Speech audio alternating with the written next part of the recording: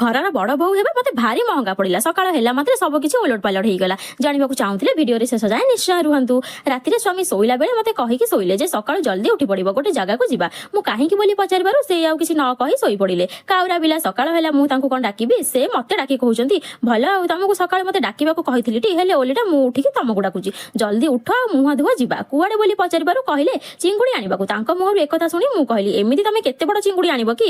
2 ଜଣ ଯିବେ ଆଣିବାକୁ। ସକାଳୁ ଏ ଶୀତରେ ମୁଁ ଯିବିନି, ତମେ ଯାଅ। ତାପରେ ସ୍ୱାମୀ ମୋର ବାହାରି ପଡ଼ିଲେ ଚିଙ୍ଗୁଡ଼ି ଆଣିବାକୁ। କିଛି ସମୟ ପରେ ନୀଳଗଡ଼ ଚିଙ୍ଗୁଡ଼ି ଧରିକି ହାଜର। ତାପରେ ଆଉ ଡେରି ନ କରି ଲାଗି ପଡ଼ିଲି ଚିଙ୍ଗୁଡ଼ି ବାଛିକି ଚିଙ୍ଗୁଡ଼ି ମସଲାଟେ ପ୍ରସ୍ତୁତ କରିବା ପାଇଁ। ଖରାବେଳେ ସ୍ୱାମୀ ଖାଇବାକୁ ଘରକୁ ଆସିଲେ ମୋତେ ଆସି କହୁଛନ୍ତି, ତମେ କ'ଣ ବାହାରେ 50 ଟଙ୍କା ପକେଇ ଦେଇ ଆସିଛ? ମୁଁ ଆଶ୍ଚର୍ଯ୍ୟ ହେଇ କହିଲି, ନାଇଁ ତ ମୋ ପଇସା ନୁହେଁ, ମୁଁ ତ ପକେଇନି। ସେ ଟାଣିକି ନେଇ ମୋତେ ଦେଖେଇଲେ ଆଉ କହିଲେ, ଇଏ କ'ଣ? ଚାରିଆଡ଼କୁ ଚାହିଁଲା ପରେ ମୁଁ ତାଙ୍କୁ ପଚାରିଲି, ପଇସା କାହିଁ ଏଠି? ସେ ମୋତେ କହୁଛନ୍ତି, ଏଇ ଏତେ ଲମ୍ବା ଗୋଟେ ଚିଙ୍ଗୁଡ଼ିର ଗୋଡ଼ ଏଠି କାହିଁ ପକେଇକି ଯାଇଛ? ଚିଙ୍ଗୁଡ଼ି କିଲୋ କେତେ ତମେ ଜାଣିଛ? ଏଇ ଗୋଟେ ଗୋଡ଼ ପା କେବଳ 50 ଟଙ୍କା। ଦାୟିତ୍ୱ ବୋଲି ତମର କିଛି ନାହିଁ।